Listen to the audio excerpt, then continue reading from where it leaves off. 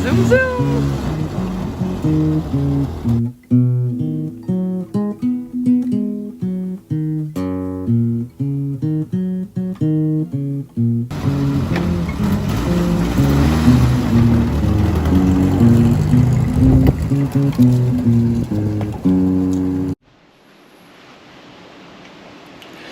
So we're doing the process of elimination per AI Gemini, right? So I took the distributor cap off and we're having a look at the points. They actually look a wee bit oxidized at the moment. They're fully closed in this position. So let's just move that a little bit. I need to move you guys a little bit because I'm going to bump you. And we'll try and move those points open.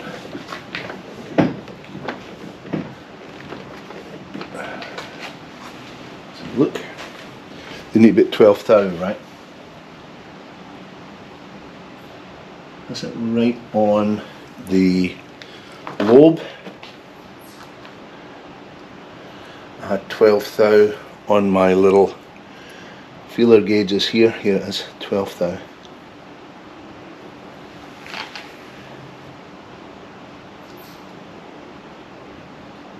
Just about spot on actually, maybe a wee bit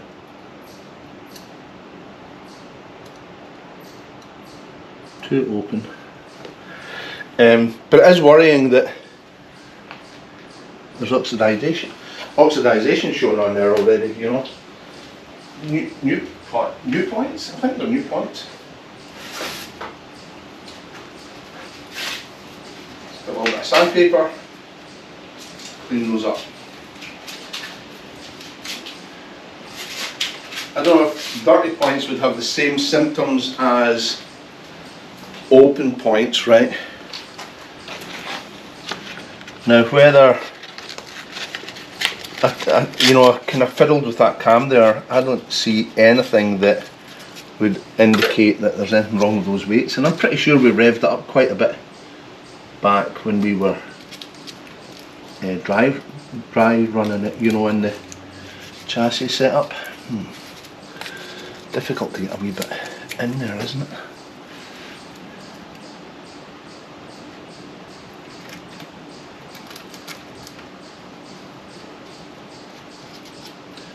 Of course everyone says don't do it with emery paper because it leaves a grit, you know.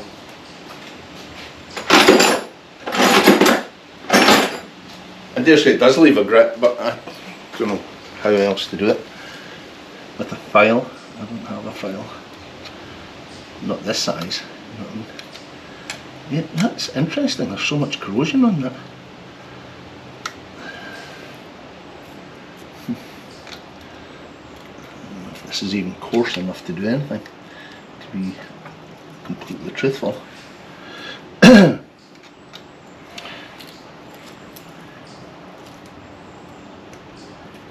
in between there, dude. That's too thick.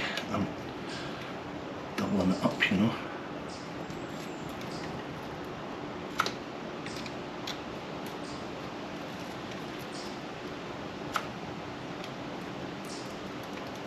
So would it say main jet in the carburetor, or point gap being wrong, or vacuum leak? Still could be a vacuum leak, I haven't tested for that yet. This was the first most obvious one to me, was that the point gap had moved, you know, because we did bang that distributor when we were putting that engine in, remember? So even if the engine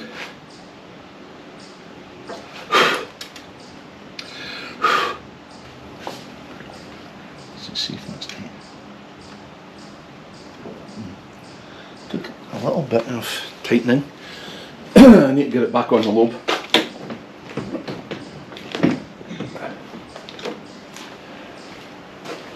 And of course I've no starting handle anymore. It's not on the lobe yet. It's just rolling back into place again.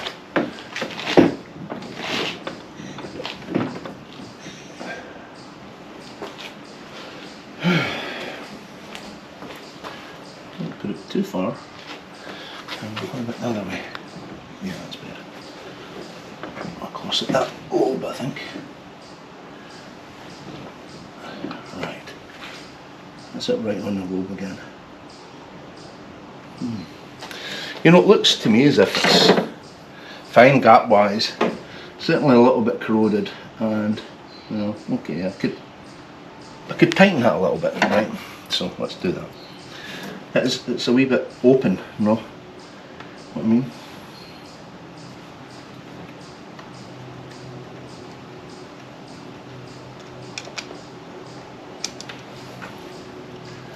What way does it go now? Listen to that wee scrooby dooby. It seems to open it. It seems to close it a wee bit. There's my. Oh, I keep losing the 12th thou. That's 10. Other side, darling. This one. 12. 12. 12. Remember 12. Right now it's definitely closed down quite a bit.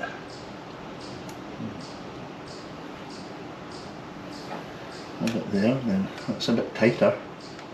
Not as open a gap, know what I mean?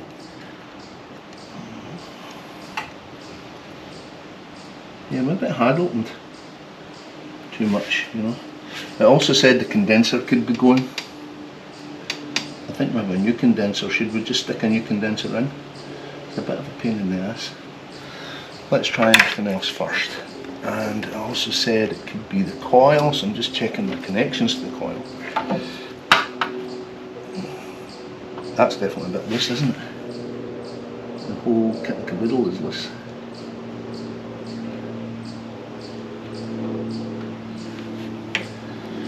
Okay.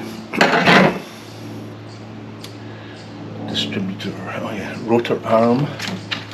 Remember the rotor arm, I'll give that a wee clean.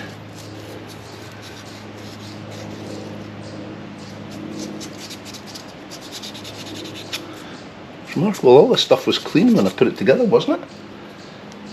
Just in a little while it's got dirty again.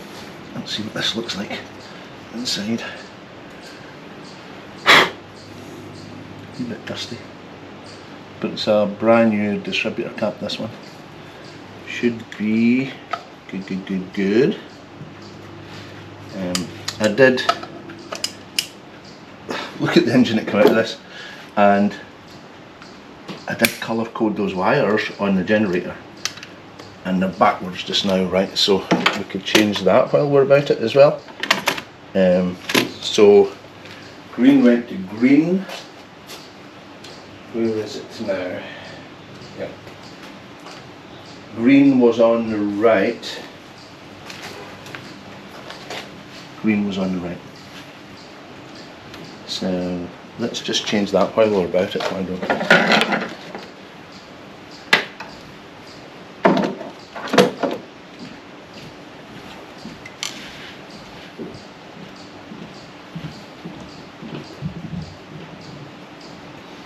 Screwdriver's a little bit too big.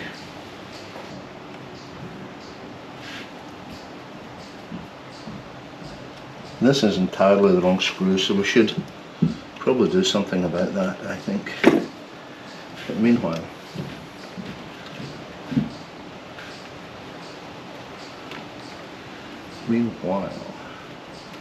let's get this little grub screw out. Remember, green to the right.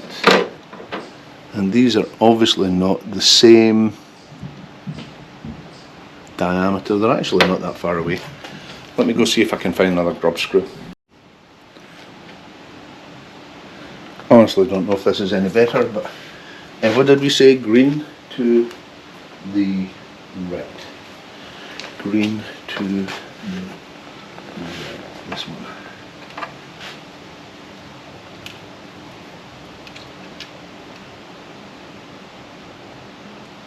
Yeah, this particular fixing has been buggered over the years, but we'll do best here.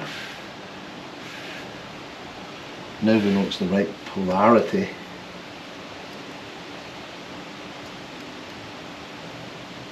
Might get some kind of charge out of this. Otherwise we need to move that third brush. Remember the third brush we played with before?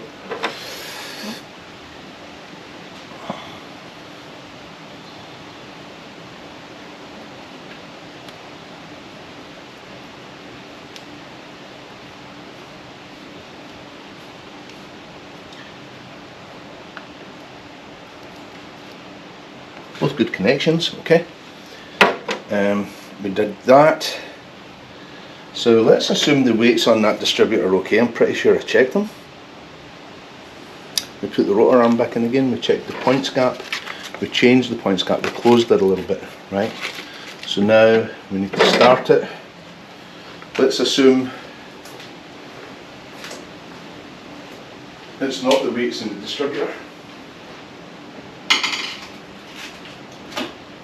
So according to Gemini, it could still be the main jet in the carburetor that's blocked, or vacuum leak, right?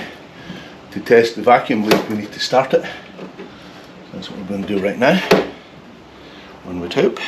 Remember, I played with that timing quite considerably, so it might not be too easy to start. Of course, it could always be tighter, right? Actually, looks quite gappy, you know what I mean? So maybe. Okay, let's not make an assumption, right? Let's start it if we can, and let's put this off just now. You guys keep out of the way, and I'll try and start it. It's raining outside, so I really don't want to take it outside.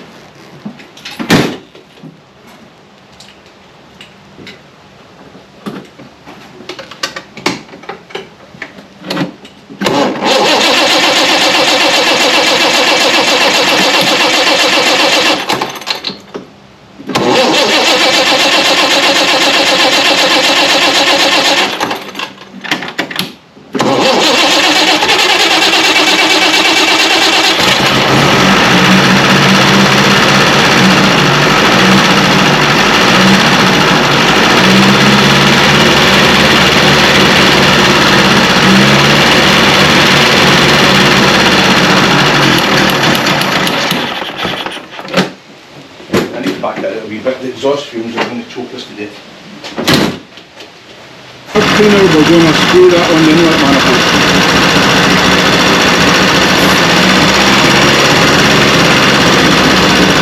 See the difference? Immediately speed it up, that means there's a vacuum leak.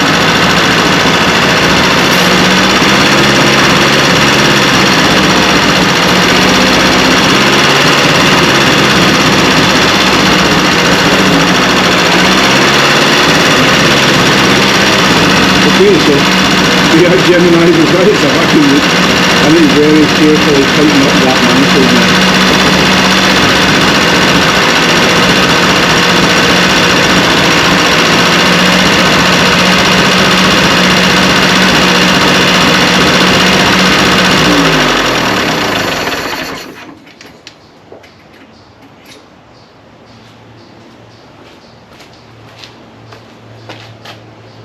Of course, my superior deductive abilities should have been able to figure that out myself after all the vacuum leaks that Derek's talked me through in his website and everything, but there you go.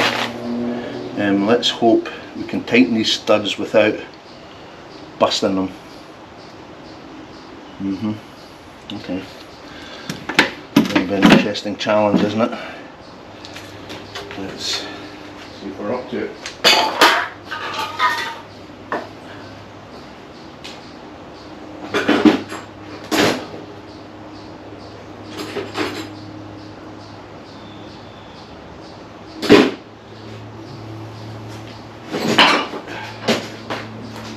I think I'm going to try and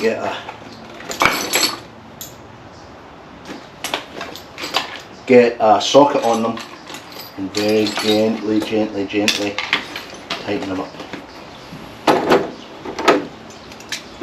These are my 3/8 sockets. It's a perfect fit. Right, now I have to be very careful. These studs are notoriously brittle. Oh, that's finger tight. I could actually see that joint compressed there when I did that. Oops.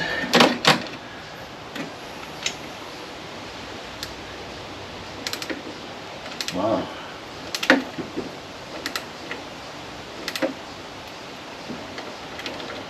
I've been very gentle, as you can see.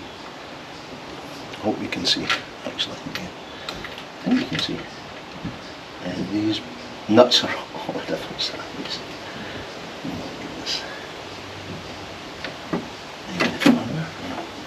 I'm not going to fit in there, mister. Open enders. What size is this now? This is a 3/16 Whitworth quarter BS. 3/16 Whitworth quarter BS. 3/16 Whitworth.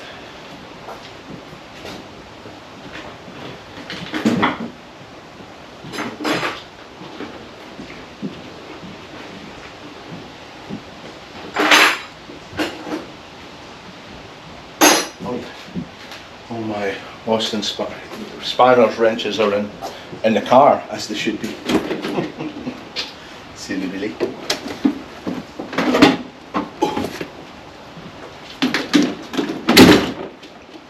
.3/16 Whitworth. Small bale.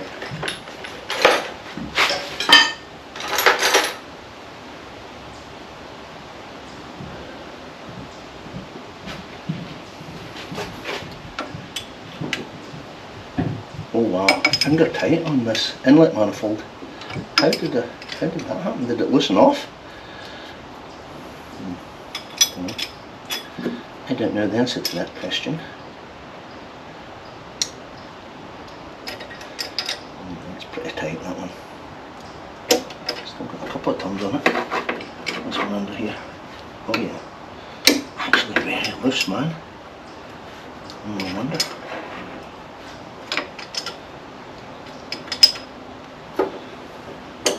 Nope. That just turned too much, that one. So delicate. Oh, finger tight. What happened? I guess just from the heat? I don't know.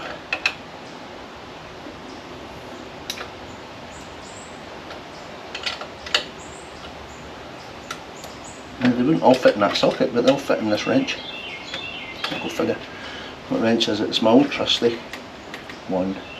Quarter BSF 3/16. Whitworth, yeah. Okay, so that tightened up quite considerably there. Should we try it again, see if it makes the same old funny noise? Okay. I don't want to do that, just in case, you know, that we didn't fix it by doing that. I mean, it would be awfully strange. It picks that out, tells you how to check it, you know, with the carb cleaner and all, and then it not being that. Catch my drift. So let's do the same thing again and test it. Wonderful, start easier.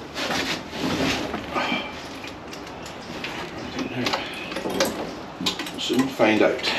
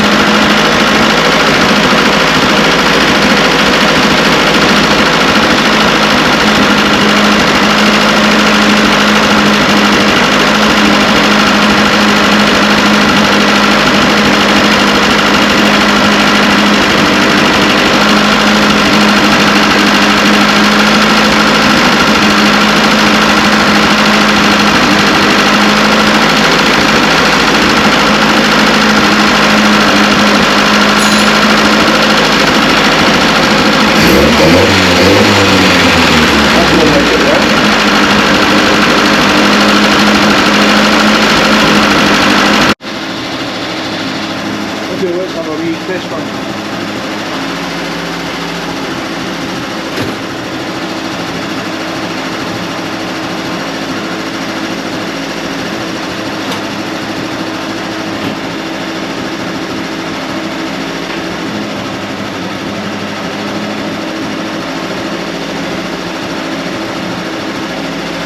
FYI, this is without me resetting the timing work.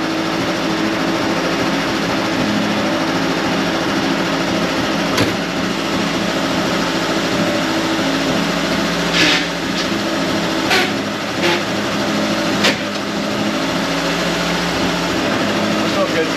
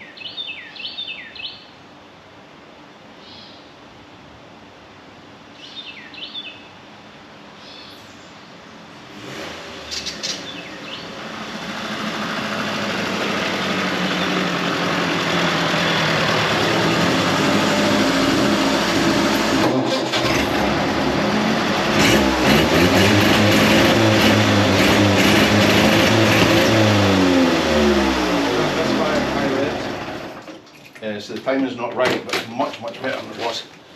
Whew. Thank you goodness. Okay, over and out.